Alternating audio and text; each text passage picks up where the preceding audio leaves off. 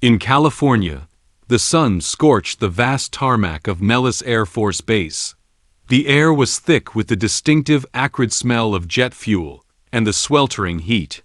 Rows of the latest F-35A Lightning II fighter jets, like silver raptors of the future, gleamed coldly in the blazing sun, their ground crews bustling around them like busy ants.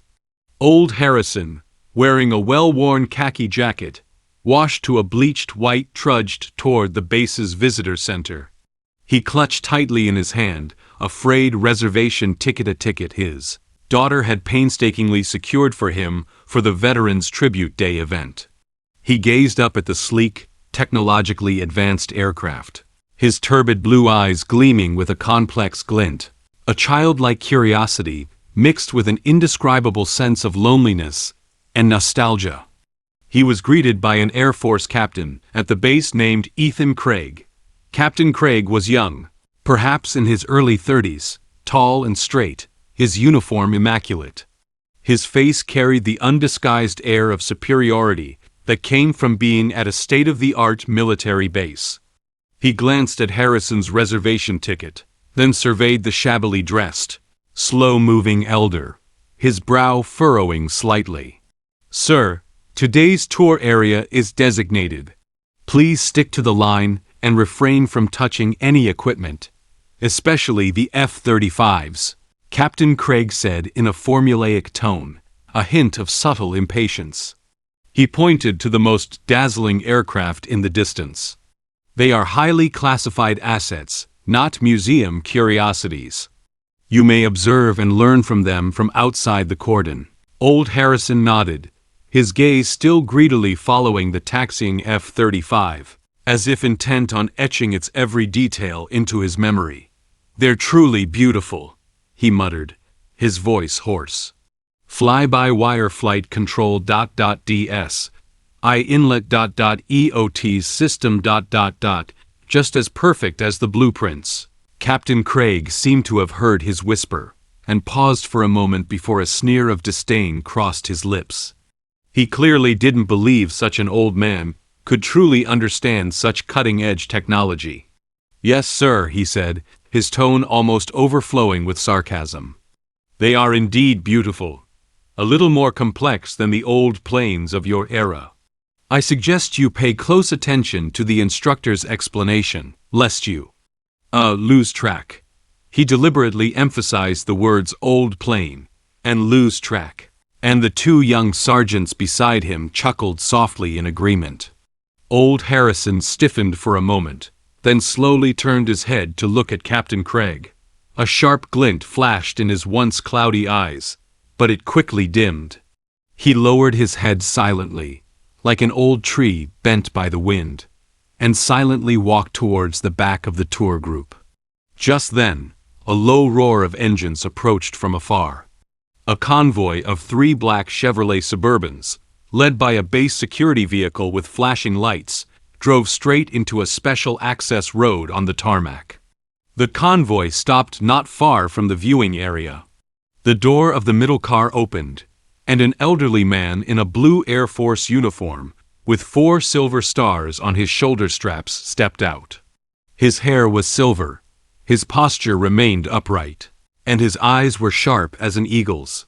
He was General Philip Ross, commander of the U.S. Air Force's Air Combat Command, ACC.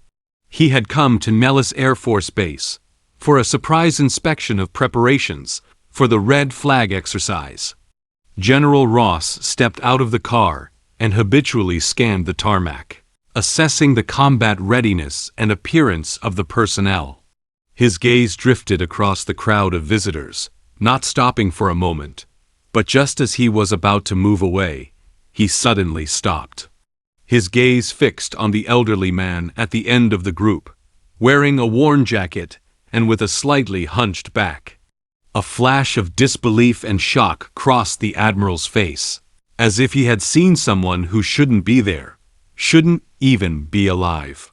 Without hesitation, he shoved past the base commander, who was about to report to him, and strode towards the viewing area. His pace was rapid and hurried, with an excitement that belied his position and age. The aides and guards behind him, stunned, hurried to catch up. Captain Craig, upon seeing the admiral approaching, immediately stood at attention, chest erect, ready to receive the inspection of his highest officer. He even managed to smile, ready to report. However, Admiral Ross completely ignored him, as if he were a puff of air. The general walked straight through the stunned crowd of visitors and approached old Harrison. What happened next made time freeze on the tarmac. Admiral Ross, the four-star general commanding thousands of warplanes and hundreds of thousands of troops, stood still under the horrified gaze of everyone. He straightened his body, raised his right hand, and gave an impeccable, solemn, and respectful military salute to old Harrison, an ordinary visitor in a worn jacket. His movements were clean and precise, brimming with genuine emotion and respect. "Dr. Harrison?" The admiral's voice trembled with emotion, even choking with a sob. "Oh my God, really you?" I thought. We all thought, Old Harrison looked at the general before him, seeming surprised. He was silent for a moment, then slowly, somewhat awkwardly, raised his hand in return. "Philip, long time, no see. You've become a general now." His tone was calm, yet it seemed to hold an endless story. Captain Craig and everyone around him, including the base commander, were petrified. The smile on the captain's face froze completely, the color fading at a visible speed, leaving only a pale, utterly terrifying expression. He opened his mouth, but no sound came out, his mind a blank. Admiral Ross excitedly stepped forward, completely disregarding etiquette, and tightly grasped Harrison's hands, covered in age spots and wrinkles. "Doc, without you, none of this would exist." He waved his hand wildly, gesturing toward the gleaming F-35s in the distance.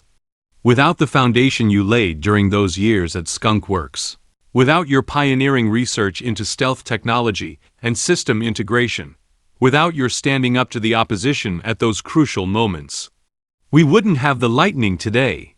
You are a legend in our entire Air Force, in the entire aviation world. How could you be here, like an ordinary tourist?" He finished, his tone filled with confusion and heartache. "Dr. Harrison, Skunk Works, founder of stealth technology, legend, These words, like hammers, hammered down on Captain Craig's heart. He finally remembered. He had heard this almost deified name, Dr. Benjamin Harrison, in Air Force Academy textbooks, and in classified lectures on aviation history.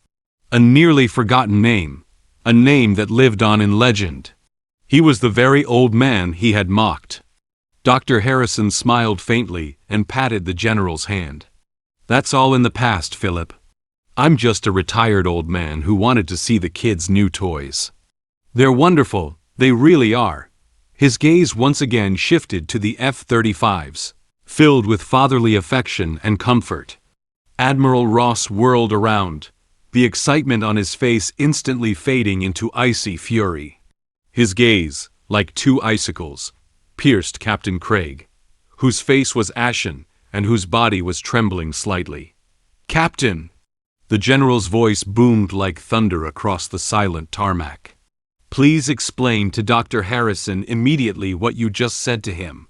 Old plane? Unable to keep up?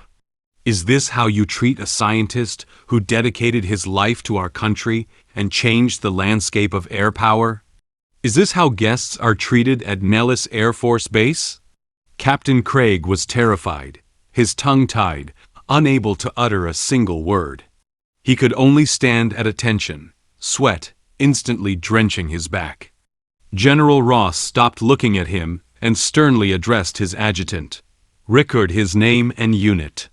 I want a detailed report on this matter.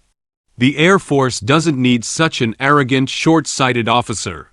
His actions insult not only a great man, but also the history and honor of the Air Force. The adjutant immediately took note. This meant Captain Craig's career was likely over. Finally, Admiral Ross turned to Dr. Harrison again, his tone becoming incredibly respectful and gentle. "Doctor, please do me the honor of seeing you. Let me show you these children up close. They carry your blood.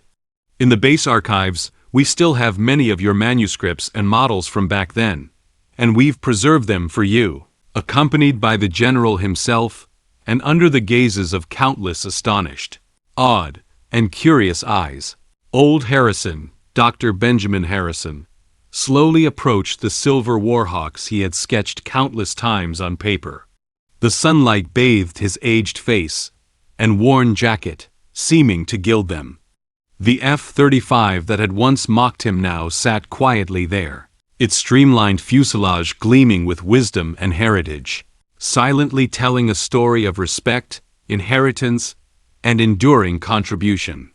Captain Craig still stood stiffly in the same place, like a cold warning sign, reminding everyone, medals may be covered in dust, but true merits and contributions will never fade. Respect has nothing to do with age or clothing.